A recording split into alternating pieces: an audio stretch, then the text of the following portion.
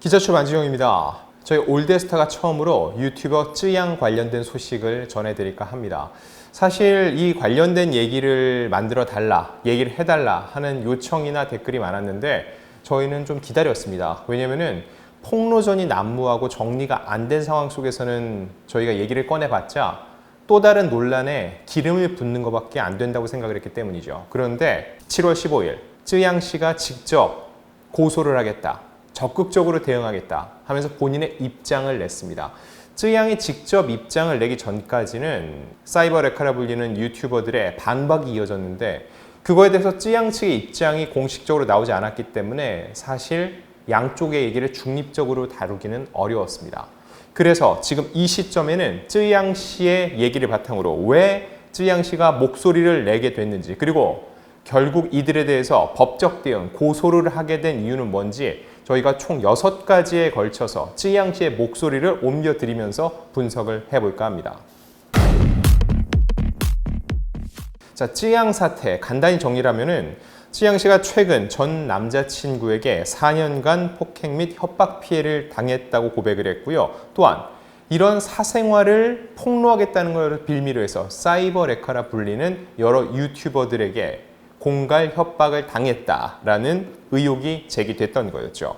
자, 근데 이에 대해서 쯔양 측이 드디어 공식적으로 법적 대응하겠다는 입장을 냈습니다. 자, 그 공식적인 입장을 내는데 이 입장을 왜 내게 됐는지 쯔양 씨의 법률 대리인이 그 전제를 이야기했습니다. 그 전제를 하나씩 보면은 이 입장문을 포함한 모든 의견은 쯔양과 협의 및 확인의 과정을 거쳤다.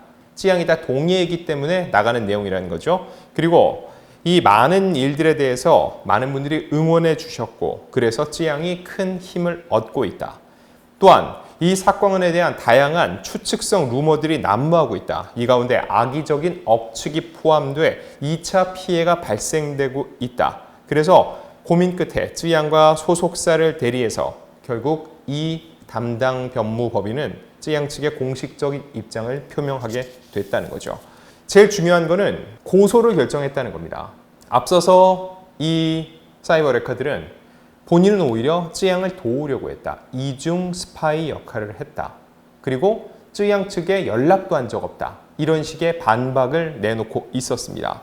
자, 근데 왜 결정적으로 고소를 할 수밖에 없었는지 보면은 쯔양이 일부 사건이 공론화가 되었으며 그 과정에서 관계자 및 제3자들에게 무분별하게 2차 피해가 확대되기 시작했고 쯔양의 피해에 대해 허위 사실을 당당하게 이야기하는 자들도 늘고 있다. 즉, 침묵을 지키자, 사실이 아닌 얘기를 하는 이들이 늘고 있다는 겁니다. 그래서 쯔양은 고민 끝에 고소를 결정했는데 그 첫 번째 이유는 쯔양과 관계자 그리고 유가족 등에 대한 억측을 조장하는 자가 있음을 확인했다. 즉, 쯔양이 원치 않는 이야기, 쯔양의 생각과는 다른 이야기, 사실이 아닌 억측들을 조장하고 있다. 누군가가 의도적으로 이런 얘기를 만들어 유포해서 다른 사람들이 믿게 하고 있다. 그래서 이런 사태를 근절시킬 필요가 있다고 판단했다는 겁니다. 두 번째, 해당 인물은 본 공갈 사건에 관여한 자로서 사건의 본질을 흐리게 하는 것으로 보인다. 이 해당 인물, 직접적으로 누구다라고 거론할 필요가 없겠죠. 지금 사이버 레커로 분류되는 그들일 겁니다. 그리고 그들에 대한 녹취록이 나왔죠. 그 녹취록에 해당되는 자들이겠죠. 근데 그들은 공갈 사건에 관여한 자라는 거죠. 즉, 그들은 쯔양에게 공갈을 했는데 사건의 본질을 흐리고 있다. 그들이 마치 실제로 쯔양을 괴롭히지 않은 것처럼 얘기를 하고 있다. 이거에 대한 문제제기입니다. 세 번째, 쯔양의 피해가 사회적 관심사가 되어 더 이상 쯔양의 개인만의 문제가 아니게 된 점. 이 부분 굉장히 중요합니다. 왜냐하면은 지난 7월 11일 쯔양이 직접 본인이 변호인과 함께 자기 채널을 통해서 그동안에 있었던 일을 소상히 밝히면서 이 사태가 수면 위로 올라왔습니다. 이때까지만 해도 쯔양 개인의 문제라고 생각을 했는데 그 후 사이버 레카가 갖고 있던 온갖 사회적 문제가 다 튀어나온 겁니다. 이대로는 안 된다. 뭔가 바뀌어야 된다. 모두가 공감대가 형성이 됐다는 거죠. 즉, 이런 분위기 속에서 쯔양, 이 사안의 당사자인 쯔양이 침묵을 지킬 수 없다. 즉, 법적 대응이 필요하다고 느꼈다는 거죠. 네 번째, 그동안 가해자들은 항상 쯔양이 법적 조치를 쉽게 하지 못하는 점을 악용했다. 자, 그동안 쯔양은 많은 피해를 입어왔다는 겁니다. 비단 이번 일뿐만 아니라 이 일과 관련해서 지속적인 협박, 공갈에 시달려 왔다는 거죠. 하지만 쯔양은 법적 대응을 쉽게 하지 못했습니다. 그 이유는 뭘까요? 본인의 너무나도 내민한 이 사생활이 알려지는 걸 원치 않았다는 거죠. 그런데 지난 7월 10일 한 채널에서 쯔양을 돕겠다는 명목이지만 쯔양이 원치 않는 사생활을 공개를 했습니다. 그래서 쯔양이 다음 날로 넘어가는 11일 직접적으로 자신의 아픔을 들출 수밖에 없었죠. 이런 상황 속에서 쯔양은 더 이상 숨지 않겠다는 겁니다. 그동안은 쉬쉬했다는 거예요. 자신의 사생활이 노출될까 봐. 하지만 다 노출된 이 시점에 더 이상 법적 대응을 주저할 필요가 없다고 느꼈다는 겁니다. 자, 5번째. 본 사건마저도 그냥 넘어가게 되면 필연적으로 현재 또는 장래 제2, 제3의 쯔양이 발생할 것이라는 점. 이 순간 지금 쯔양을 많은 사람들이 응원을 하니까 이 분위기 속에서 넘어가게 되면은 결국 또 조용해지겠죠. 하지만 이때 이 공갈 협박을 했던, 몹쓸 짓을 했던 이들에 대한 단죄가 이루어지지 않으면 본인뿐만 아니라 제2의 쯔양, 제3의 쯔양, 또 다른 피해자가 양산될 수 있기 때문에 더 이상 그런 일을 막기 위해서 쯔양이 직접 움직이게 됐다는 겁니다. 자, 그리고 마지막 6번째. 공인으로서의 무거운 책임감이 있는 점 등을 고려해 깊은 고민 끝에 고소를 진행하기로 결정했다는 겁니다. 자, 쯔양은 1000만 명이 넘는 구독자를 보유한 유튜버입니다. 한국뿐만 아니라 해외에도 엄청나게 많은 팬들을 보유하고 있죠. 그리고 이 사안이 불거지고 나서 불과 하루 만에 20만 명 이상 구독자가 더 늘었습니다. 그만큼 쯔양을 바라보고 지지하는 이들이 많다는 거죠. 이렇듯 공인으로서의 무거운 책임감, 1000만 명이라는 그 인지도를 어깨에 짊어지고 있죠. 그렇기 때문에 본인이 더 이상 이 사태를 회피하지 않겠다. 내가 나서서 책임을 지겠다. 그런 뜻으로 고소를 결정하게 됐다는 겁니다. 자, 그럼 여기서 핵심적인 얘기 중에 하나는 뭘까요? 바로 계약서입니다. 앞서 이 구제혁이라는 유튜버는 계약에 의해서 우리는 움직인 것이다. 그래서 돈도 받은 것이다. 물어봐라. 그쪽에서 먼저 쓰자고 했다. 제안을 한 거다. 주겠다고 한 거지 내가 갈취한 게 아니다. 라고 주장을 했거든요.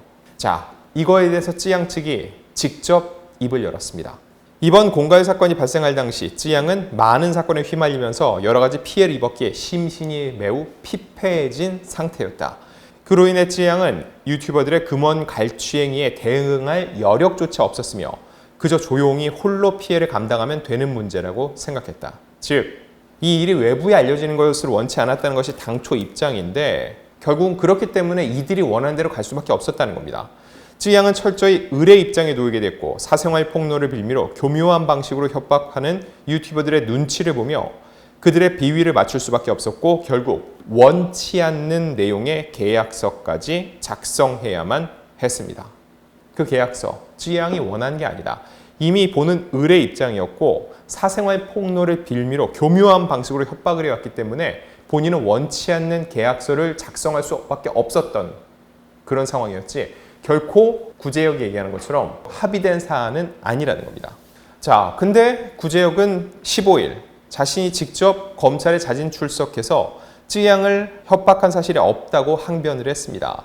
또한 앞서 이 쯔양 측이 먼저 5,500만 원에 달하는 용역 계약을 체결하자고 제안을 했고 이 5,500만 원은 쯔양 측 입장을 들은 지 법원에 공탁하거나 쯔양에게 돌려줄 예정이라고 얘기를 했는데 사실 이런 말과 쯔양 측의 입장은 완전히 배치가 된다는 거죠.